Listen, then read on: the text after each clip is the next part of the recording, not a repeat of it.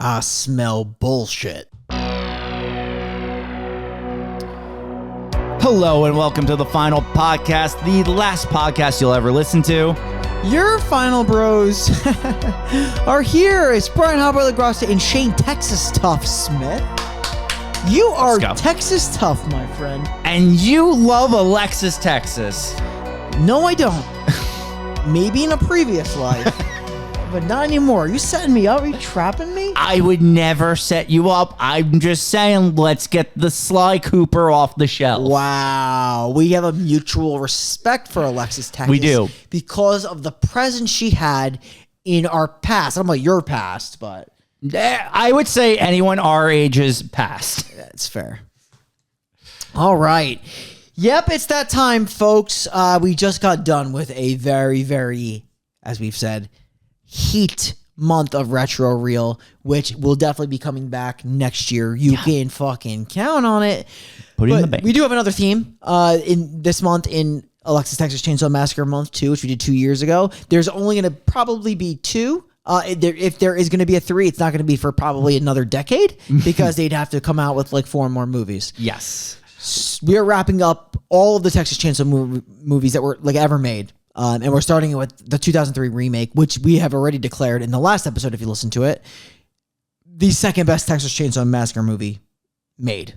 Yeah. Most likely. I would say yes, without a doubt. Because you're not going to touch the Nope. the OG in 1974, the Tobe Hooper movie, which was just so gritty. And the fact that I feel like they filmed the grit, like from what I heard and how displeased that cast was, like that movie was as realistic as to the point of like being a fictional story as far as real as you can go. Yes, agreed. And then the second one, you get introduced to Chop Top. It takes more of the comedy route. Dennis Hopper is a madman.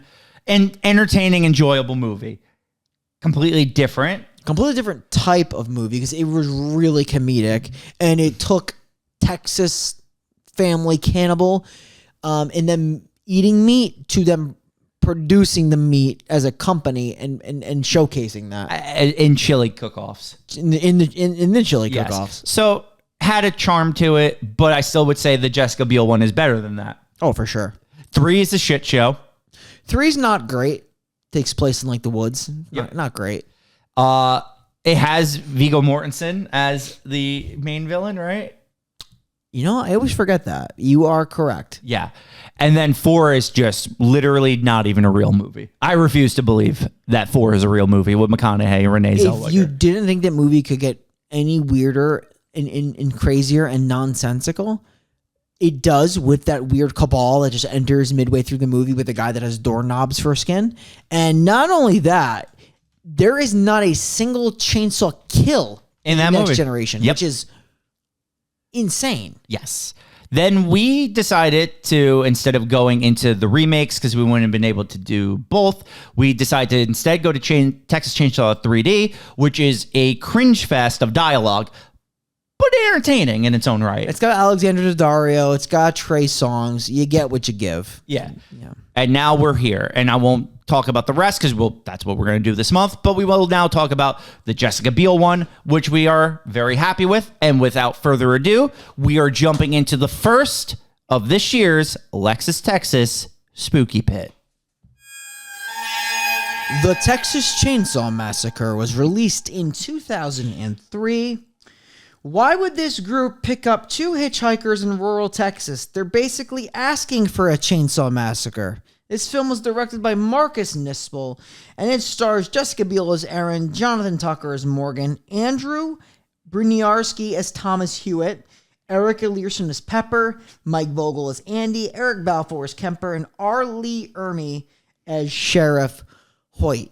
Mm-hmm. Got some major call-outs about this series as a whole. We've talked about it and how the different tonal shifts of this movie.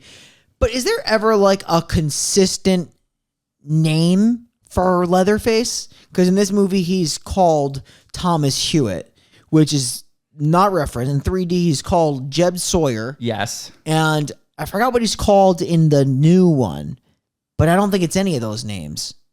Isn't he called Bubba in one of them or something? Bubba's, I think, the second one. Okay. In Texas Chainsaw 2. Let me look that up. What he's called? Yeah, actually, we can have Matt look it up. We always forget we have a producer now. Yeah. Matt, can you check the Texas Chainsaw Massacre 2022? Who played? What was the name of Leatherface? Because they change it in like every movie. There's literally no continuity in this series. It's like they take a different, like Ed Gein type face, skin wearing man who was like bullied into this behavior and mentally distraught, and they give him a different persona. IMDb just lists him as Leatherface. And what they did to this man in the fourth movie was make him a whiny bitch.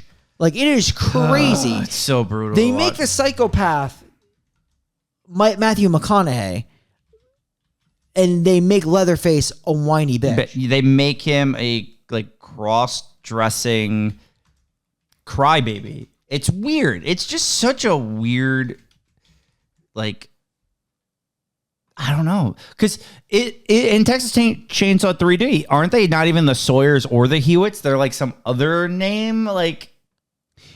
Yes, yeah, I forgot what their name was though. Like I said, like there's like 14 different names they are referred by, and that's why I'm like trying to.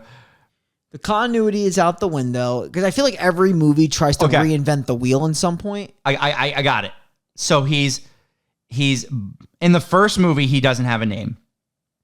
Then he's Bubba Sawyer. Yeah. Then he's Junior Sawyer.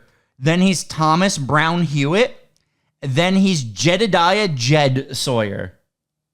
And that's his name throughout all of them. So the only continuity, I guess, is Leatherface, right? Like, literally, that's the one consistent thing. Although in the second movie, they don't call him Leatherface. They call him Bubba the entire movie. Yeah.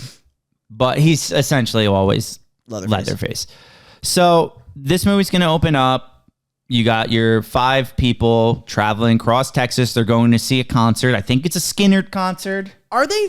It is. I think it's a Skynyrd. They reference it, which makes sense in the 70s. Did they go to Mexico and then come up on this trip? Yep. So when I mentioned the story of this movie, and what boggles me is it really kicks off when they pick up a hitchhiker. But from the story, that girl is also technically someone they pick up. Yes. So they picked her up on the side of the road when they first left Mexico to Texas. Yes. And apparently she's fine. She's hooking up with the one friend.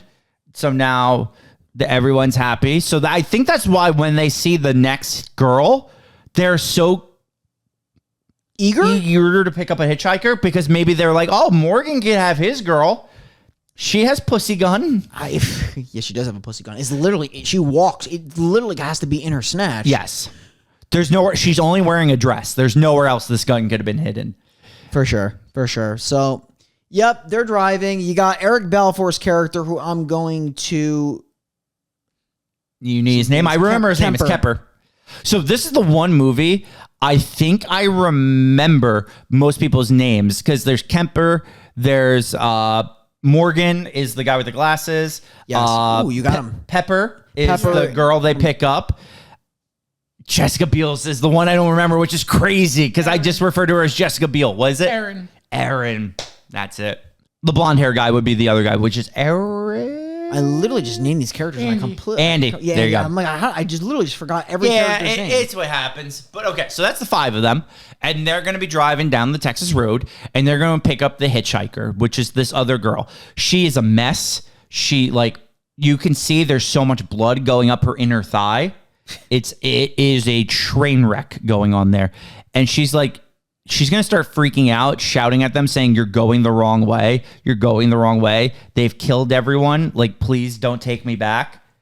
And then they're like, we need to get this girl help. We're going to go into town. She's like, you're all going to die. And then she reaches into her, literally, she reaches in her snatch and she pulls out a gun that was located in there. Oh, yeah. And she inserts that into her mouth and shoots herself in the head. Now, they did do a really cool shot of going through her mouth and out the back of her head with the camera. Yeah, the camera work is really good in this movie, just throughout the movie. This, like, really is a shocking scene for sure. Yes. Especially because I do like the fact that they add different elements into this that changes it a little bit from the original. And keeps it the same, though. Yeah, they keep the same. They keep it as gritty as you can. because there are like some cool like browns and grays that they throw in Yep. this movie that makes it look gritty. But like this whole element of picking this hitchhiker up, because there was the hitchhiker in the first movie, Yes. and they kind of did that with this character that really like kicks this off.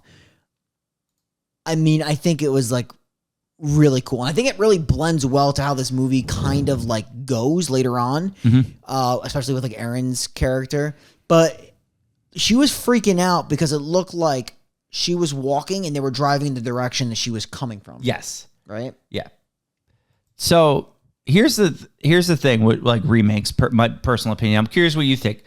If you're going to do a remake, what's the point of actually doing a shot for shot remake? Because at that point, it's just the same movie, but a lesser version. That's why I like when remakes make the same movie with the same plot, but make little adjustments. Like the hitchhiker being like almost a harbinger of things to come rather than just one of the villains. Or like you take out the wheelchair aspect and just make them all able-bodied, but they're the same group. It's a group of 5. I like little things like that is what makes these movies good. But like you said, keeping the grittiness keeps it Texas Chainsaw. And I think that's why when you think of all the remakes, this one works more than, say, Friday the 13th remake or Nightmares remake. Yeah. No, this is definitely a much better remake than those. Keeps the entertainment value, keeps the grit. They do, even the original Texas Chainsaw did get like it was a little like teen romancy in the beginning. Yeah, it was. It quickly cuts away from that, but it does. This movie does the same, but it immediately also stops that, which is great because that would really take away from 100% from the atmosphere of like gritty rural Texas. It does enough with the characters where you care about them because there's the whole subplot of like Jessica Biel being like, you could put a ring on my finger, and you find out he has the ring and was going to propose later on. Like it does a good thing of making you care about these characters in a short amount of time. Yeah, so like from the main plot, like and how like they try to keep like that consistent feel, which I like, is that in this movie they do kind of do the same thing in the last movie in the sense of like this is the story of what happened to the 5 people that were at the Hewitt house. And the only thing that we have, like they've recovered like 1,300 individual pieces of evidence, but they show you like a brief piece of a walkthrough of the crime scene. Yeah, at the very beginning. They don't finish it, but that's like, and then they go into the story that happened in 1973. They kick it to the beginning, whereas in the original, they kind of do something very similar. They don't show you like any crime scene stuff, like a video, but I think they tell you like this is the story of what happened, and there's like more of like that narrator's got such a iconic voice. Yes. It goes now, through is it the report. same narrator from 73 to now? I know that's like almost impossible because it's like 40 years later, but don't they almost sound similar? It's very similar in like the monotone voice, but it's so good. It's excellent. It really sets. So that's the thing.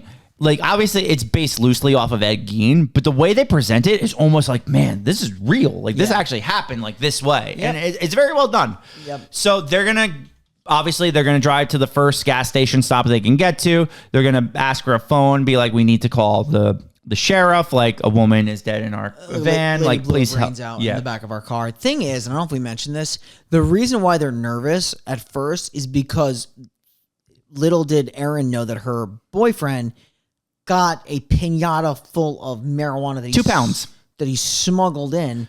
And now that they have a dead girl, they can't call the police with that marijuana, so they literally take the piñata weed and literally chuck it into a cornfield. Yeah. Or a meadow or something. Yeah, they have to because so in the 70s, I know everyone was smoking weed, but it was also highly illegal. Like It was also high weed. yeah. I'm trying out here. Yeah, no, you did great. okay. So the sheriff, Get it sometimes. instead of like meeting them there, the sheriff makes them drive to the old mill. The Crawford Mill? Yeah, I believe it is the Crawford Mill. So they got to park the van out there. They got to wait for the sheriff, and they're waiting, and the sheriff just ain't showing up. Yeah. He's not showing up. He's taking a long time. It's it is concerning. Problem is, like, in the first place, when they talk to the lady, like the lady handles the phone call, like, wouldn't you be like, hey, like, 100%. I want to talk to the sheriff. Like, I want to 100%. make sure I'm getting out of here. Like, Yeah. I feel like that's a red. There's just there's a lot of red flags. Just the lady's behavior, everything. But essentially, Erin's not too happy with her boyfriend right now. No. And they're gonna split up. I don't know if we mentioned that yet. They're gonna. No, because it hasn't technically happened yet. Well, So now would be when they split up. Yeah, it's gonna. I don't know if we mentioned also that there's a creepy little boy in the Crawford. Nope, we could talk about that. There is a creep boy watching them at the Crawford Mill, and now we could talk about the split up. So Erin and her boyfriend, Kemper, right? Yeah, Erin and Kemper. They're going to go and look for the sheriff or look for help, while Andy, Pepper, and Morgan stay back at the van. It's taking forever. They need to do something, Yes. so they're gonna go, and then they will walk, and they will see as if there's a clearing in the woods, and they will see a house in the middle of nowhere. Kind of because in the middle of nowhere does remind me. It doesn't like look from the outside like the same as the other house, but it's got like a similar vibe. The Yes. way that there's a clearing, and it's like the only house. Yes. There. So it's a little different though, because in that one there's no one in the house. In this one, right away they keep it that the family lives there. So they come in, they see the guy in the wheelchair, right? He's He's talks missing to them. limbs. Yeah. Yep. He's missing limbs. He tells them that they don't have a phone, right? He said that they. No, He has a phone, 'cause she has goes a to phone. But he wants her to go into the house to do the phone, and he wants Kemper to stay outside. But he's eventually going to go in to look for her. There's no like how are you going to send your girlfriend into this house? Yeah, I 100% would have not allowed Right that. at this point, he's like, you can't go in there. I'd be like, you're coming back. You're not going in there by yourself. 100%. Like, or I'm just like I'm going in, I'm wheeling in with this guy. Like, I'm not waiting outside as my girlfriend's in this house by herself. Yeah, I'm like, she's not going in there by herself. Because it's a huge house. You don't know who's in there. Dude, like, he's also giving the creepiest vibes. Like, the vibe check, he ain't passing it. No. Yeah, I'm not doing that. Like, sitting on the porch while my girlfriend's in the house by herself. That's absurd behavior. So, eventually, obviously, he is going to go inside and check. And this is the one thing where it's like the original does it better. Mm-hmm. The first reveal of Leatherface is definitely done better than the original. 100%. Because, like, the person basically, like, walks into it. Yes. Yeah, and, like, he just comes in and does the same, like, shutting of the door in the back. The house is structured kind of similarly, though, like the way that opening hallway looks in the foyer. But it's also just, like, in the original, you hear the pig squealing noises, and he's like walking towards the pig squealing, and then he stumbles, and then he looks up, and the mammoth of a man is above him and hits him with the hammer. And I feel like it takes longer in this movie to come out. Too. Yes, it does. It is what it is, but yeah, it does take longer. So she's gonna call the sheriff's office. She's gonna connect with someone that's basically saying the sheriff's gonna be coming in like a half an hour or something. But at the same time, when you go back to the people that are waiting for the sheriff arrives. Yes, because she definitely phoned an actual police station, whereas I believe, obviously, they called in someone else. Family, yeah, the family. So, what's his exact name? Arlie Ermy? Yes, he's gonna go into the van and he's gonna see the girl. And he's like, "God damn, you did a number on her, didn't you?" Yeah, his name is Sheriff Hoyt. Sheriff Hoyt. Okay, so he's gonna sickeningly have them wrap this girl's body in saran wrap. Again, like, I know it's a really small town, but like the way he conducts himself, there's no way I would buy this guy as a sheriff. No, because in a million years. In actual Texas, they would have called in like the state police, and the state police would have handled a murder like this. Local at this level is not handling that bad of a murder. Like, that guy would immediately call in someone. Like, there's no way this is legit. 100%. Especially he wouldn't taint that crime scene like that and like bring out saran wrap and start wrapping it up. Yeah, like, that's none of that's gonna happen. So while they're doing that, the old guy in the wheelchair pretends to fall, so Erin's trying to help him. That's when Kemper goes in, and Kemper's looking around, and then that's what I'm saying. It's not done as well in this, because Leatherface kind of just shows up, hits him, and drags him away. Like, yeah, he looks through the house essentially, looks at the pit. Like, he kind of like does like a walkthrough. Yeah. He sees like some weird shit, mannequin heads, like very Ed Gein shit. But yeah, then then essentially you're right. Like, Thomas Hewitt, yes, is gonna come and sledge him. The popular sledging. But even like, it's not like.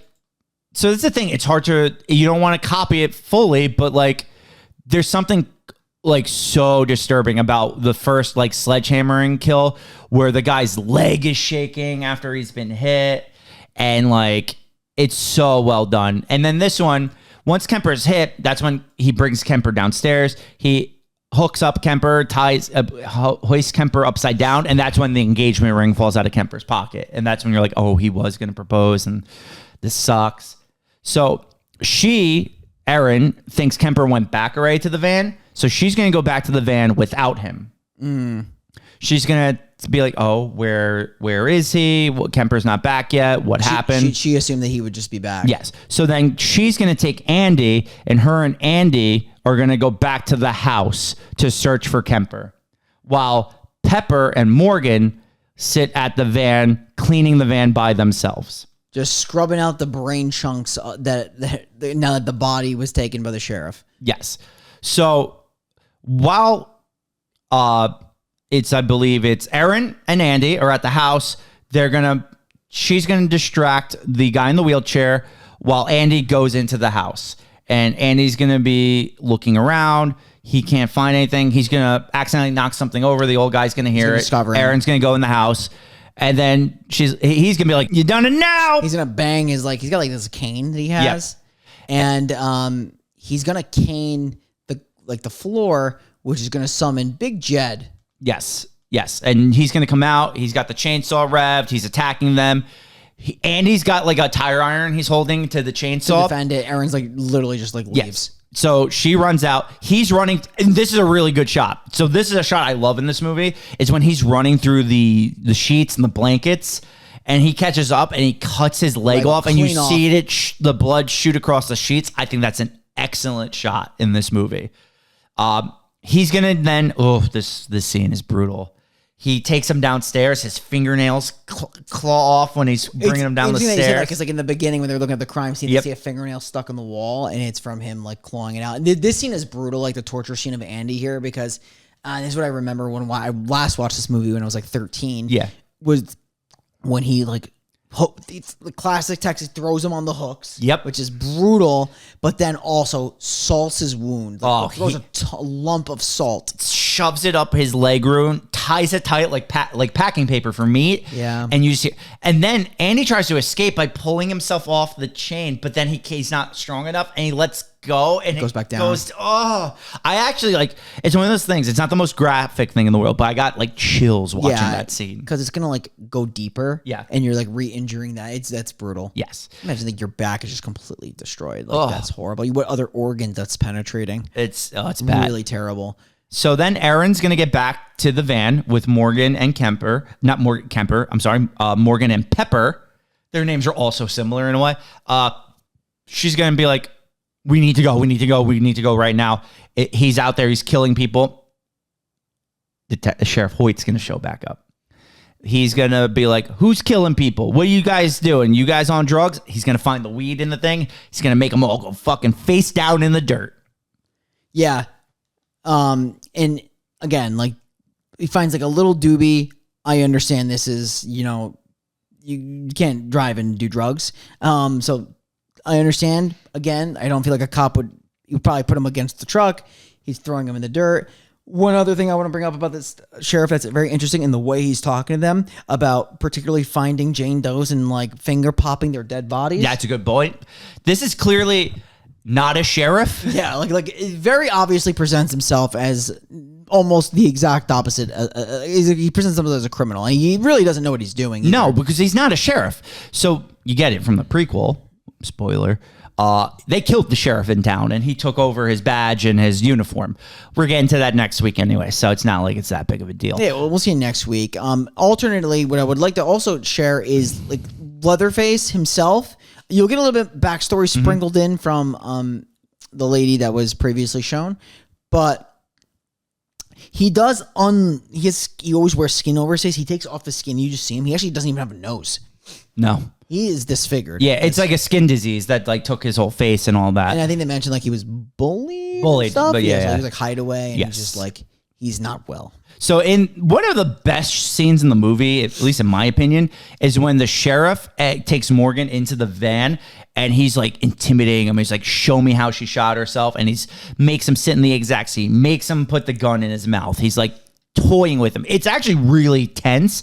And then Morgan turns the gun on him and he's going to shoot him. And then he pulls the trigger and there's no bullets.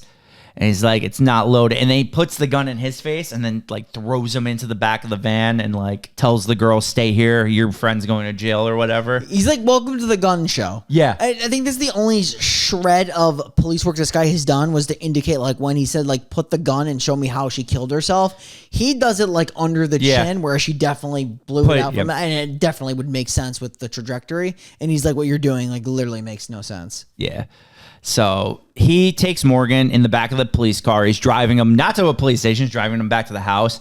He slams the bottle of like Jack Daniels into Morgan's face and he spits out teeth. And then with the most comedic line, he takes his front teeth out. He's like, hey, get a load of this shit, man. So funny. He's like, we match. We're twinsies. Yes. Oh, this is classic like Texas Chainsaw with now that, you know, Andy's in there. She's running away from fucking Leatherface. Pepper gets killed first, though. Oh, that's right. We got to talk about Pepper's death. Yes, because once Morgan's taken away, the girls are just sitting in the van being like, all right, fuck this shit. Let's get out of here. They drive the van, but the wheels fall off the van. And then Leatherface jumps on top of the van and he starts chainsawing through the van. Yeah. And then he chainsaws her on the ground. You don't really see it, but like you see the feathers fly up. But yes. You could talk. Yeah. But the sickest part is as Leatherface is doing it, Erin's watching this whole thing unfold, and she's seeing the fact that Leatherface is wearing her boyfriend's skin as a mask. Yes. So he's dead. And then, like you said, the iconic, she jumps out. It's nighttime and completely dry, not a cloud in the sky, and she is being chased down by Leatherface. They are on the run. They're running through the forest. Is the classic, like, happens in every Texas Chainsaw movie. She's going to keep running until she gets back to the house. Oh no, she gets to a trailer in the middle of the woods. That's what it is. Yeah. Where we are met by the fat woman and I don't even know what to call the other girl. Yeah, I don't know. So they're two like they definitely look like they fit right into the family for sure. Yeah. Like and they're very odd. So you have the lady that's sitting down who's constantly trying to exchange like very light pet pleasantries and creepily like nod to everything. And the other girl is trying to say like, have a seat. I'm going to make you tea. I don't know why Erin thought like, this was a safe place to go. Because it's very odd, and I would be immediately leaving this place. Literally immediately. I understand why she's on the run, but for her to think that these people would not be in any way connected, especially with their behavior. Oh, yeah. Definitely ain't drinking this fucking tea. Well, that's the thing. If I run into a house in a panic, being chased by a chainsaw, crying, and I'm telling people, please call the police, I'm being chased, and their initial reaction is, drink this tea? I'm back out to running against the chainsaw because it's safer than that fucking tea. Yeah. I'll tell you that much. Yeah. Yeah, and there's no way I'm drinking the tea. It's a total mistake. Yeah, because obviously she's drugged.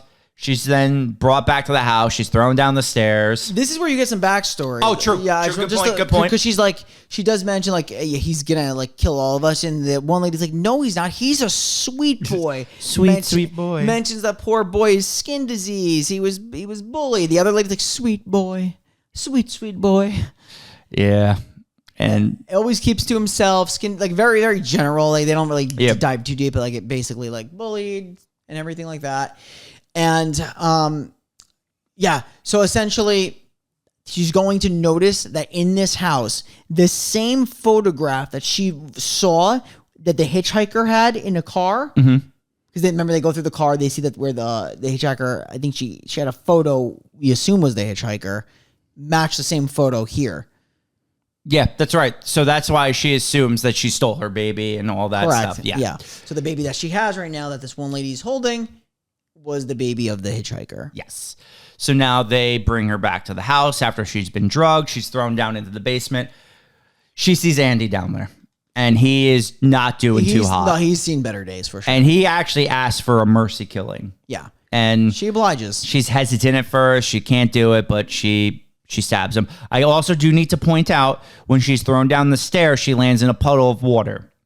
and her shirt gets wet. And this is the start of the madness that is her shirt, the wettening of this woman's shirt. Yeah. Yeah. So she's gonna kill Andy, and then she's gonna find Morgan down there in a tub. Yes. He's handcuffed though still.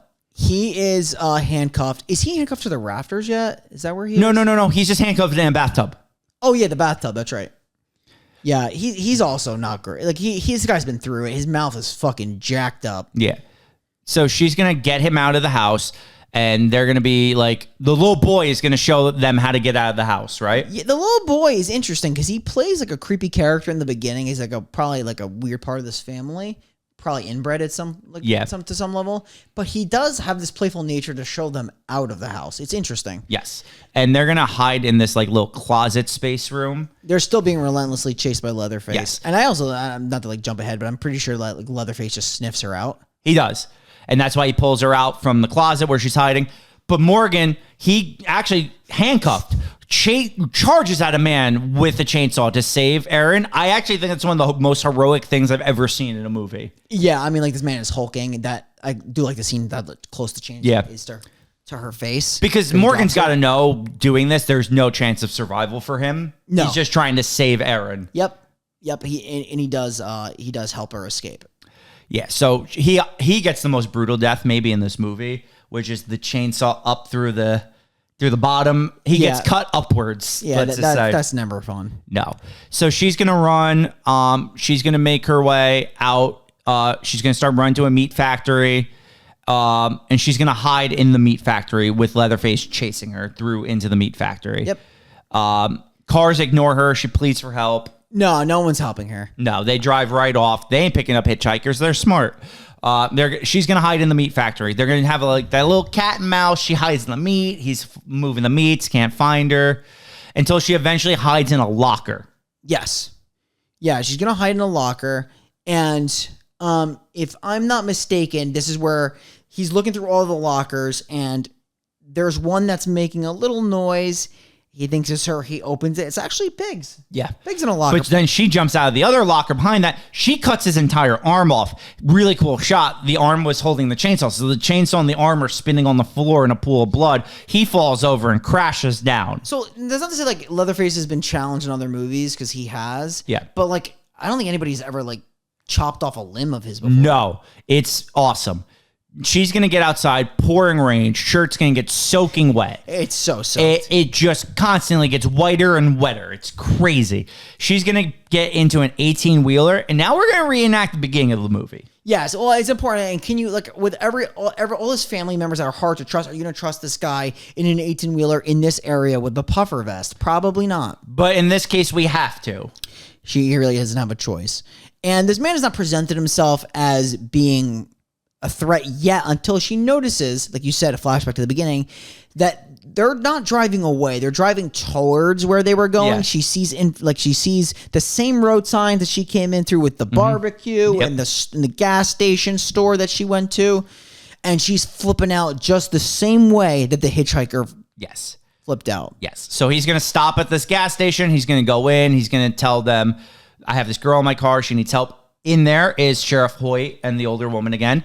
But Jessica Biel has gotten out of the truck. She has hot-wired the police car. She's going to run over Sheriff Hoyt. Well, he's looking in the other truck. He's looking in the truck while they're doing like that double shot of her. Like, she's been hot-wiring, because apparently she's the hot-wire expert. This whole time, she wasn't hot-wiring that car. She's actually hot-wiring his police vehicle and runs him over with it. 3 times. He's dead. Back and forth. Yeah, she's just not fucking around. Another thing to point out, she has actually rescued the baby from that other woman. Correct. So she has killed Sheriff Hoyt. She has the baby. She's driving to safety. Everything's good.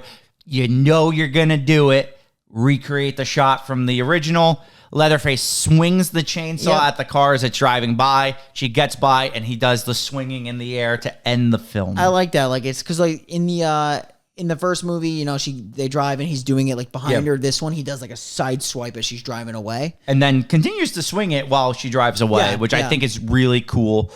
Then the movie truly ends, though, with the last shot of the police footage where that police officer doing the walkthrough of that basement is attacked and killed by Leatherface. This is like the only footage shot we have of Leatherface. And his face. And, And that is the 2003 remake with Jessica Biel.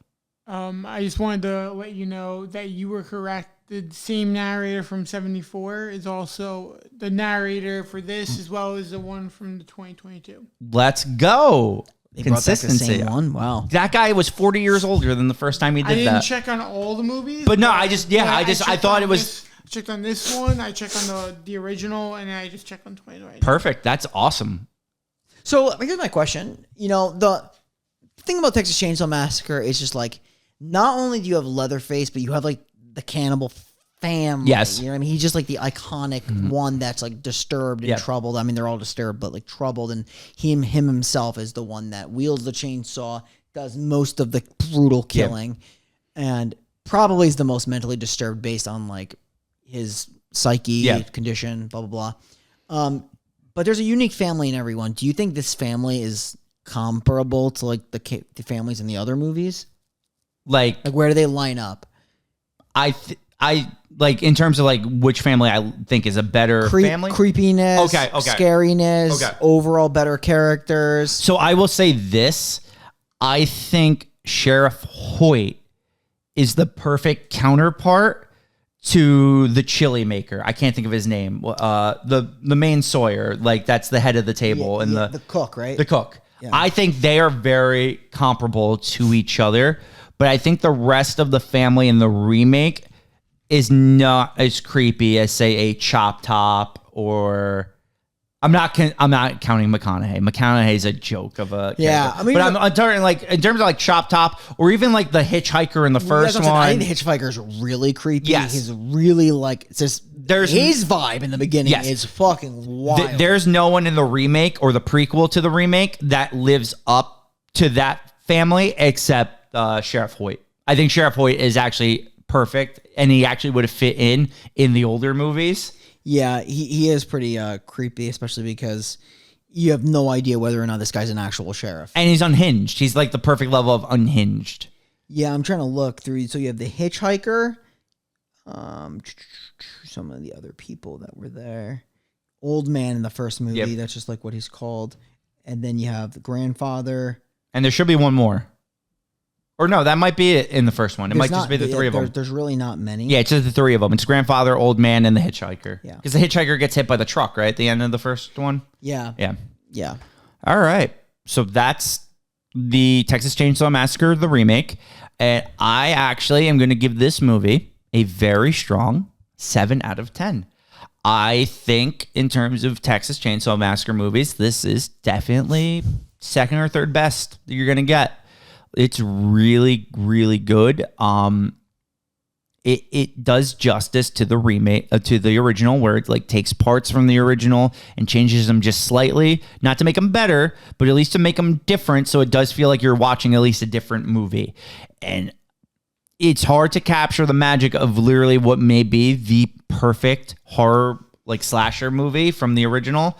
So like I think this does a hell of a job. I give them a lot of credit. And I mean, this is a Michael Bay like production.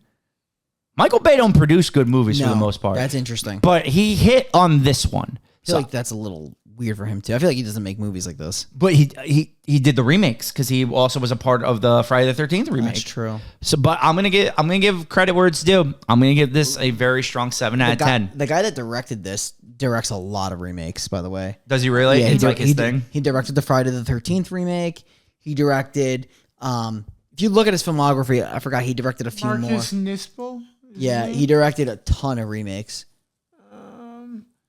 Yeah, he did the Friday 13th.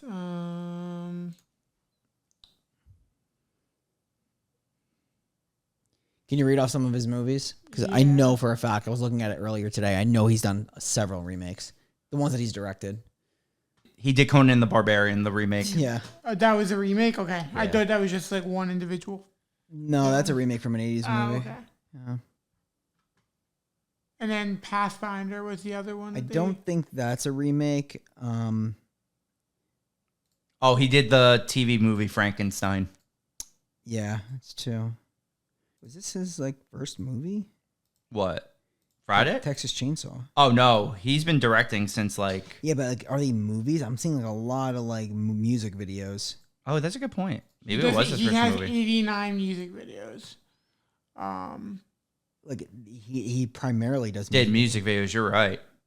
Yeah. That's How do you why- go from music videos to the Texas? He hasn't made a movie since 2015. He did Pathfinder. So yeah, I mean, he did this. He did Conan, and he did Friday the 13th. Yeah.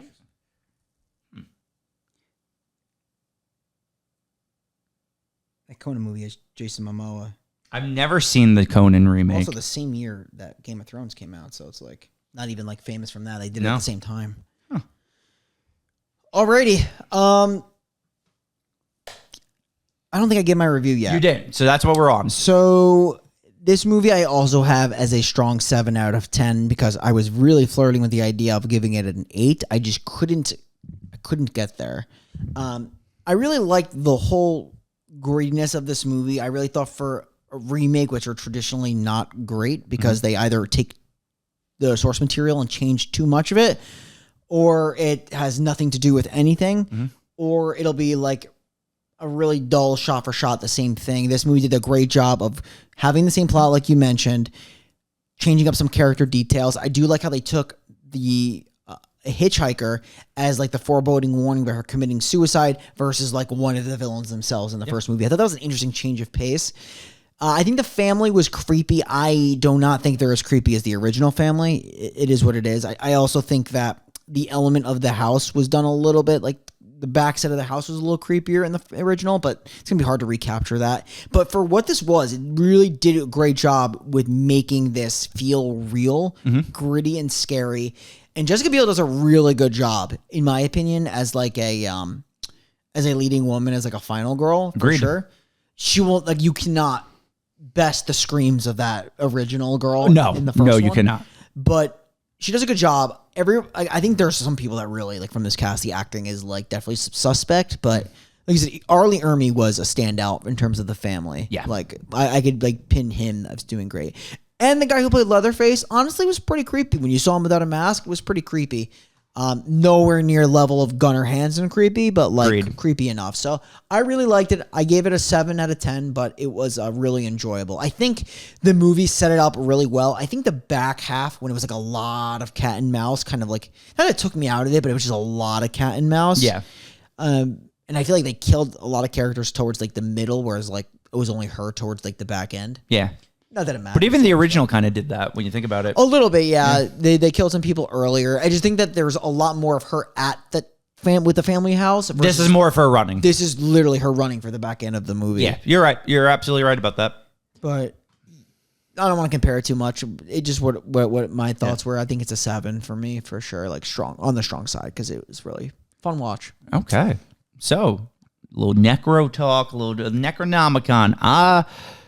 Do you have anyone off the top of your head you would go? Yeah, right? the hitchhiker. Yeah. For me, like that was just so shocking. Sets the tone, all that. Tone setter, shocking. There's a lot of good kills though. Yeah. The only other one I was thinking though was like Sheriff Hoyt at the end, but I'm a sucker for a tone setter. Yeah, I mean, it set the tone immediately. Like, I do like the fact that, like, oh my god, like now we're in it because we can't just like simply call the cops. We have weed in our car, like 2 pounds of it. So I liked how that came into play too. It was interesting, for sure. So with that said, Hitchhiker, you were the tone setter, as we're dubbing you now. You were the harbinger of the evil to come. You were there. You needed help. They were going to help you, but they were going the wrong way. It's a shame. If they were just going in the other direction, so the whole movie actually could have been avoided when you think about it. For sure. Man, if only the Lynyrd Skynyrd concert was just in the other direction, towards Mexico. Shame. It's a goddamn shame. But you know what? It wasn't. You killed yourself. You're in the Necronomicon. At least Tom Atkins could protect you or something. Oh, there you go. Nice. Nice throwback. Nice throwback. All right, so that's that. And now next week we are doing Texas Chainsaw Massacre, the beginning. Yeah. Like I said, I'm excited for this one too. From what I remember, I've only seen it once and don't recall much of it, to be honest. But I remember it being solid. Me too. I remember one scene where a guy has to forcibly do push-ups while he's beaten. But that's about the extent of the movie for me. I haven't seen that movie in probably close to fuck. I think it came out like 06. Yeah, I'm gonna say it's been like maybe like 13 years since I've seen this movie. I'm looking forward to it. I only saw this movie twice. I saw this movie when it came out on DVD originally, the year that it came out. And then this is the second rewatch. I remember the beginning. I didn't remember too much of it going in, but I remember that it was like pretty gritty and solid. Yeah. Yeah, really looking forward to the 2006 version. So, all right. Me too. So with that said, we are the final podcast signing off, and we'll see you next week where we discuss the ethics of burning your draft card. And as always, you can find us at www.thefinalpodcast.com, where we have all of our slew of YouTube videos. Please subscribe also if you haven't already. You can absolutely give us that 5-star rating that we always talk about, Apple Podcasts. Please, feel free to listen to us there. All this stuff is on our website, Spotify, all the places to listen to. We hope to see you next week for Monday for the A show, and Friday, of course, for the low budget show, the Bogart show, the Shanghai show, the Steal from the A show. We'll see you next week.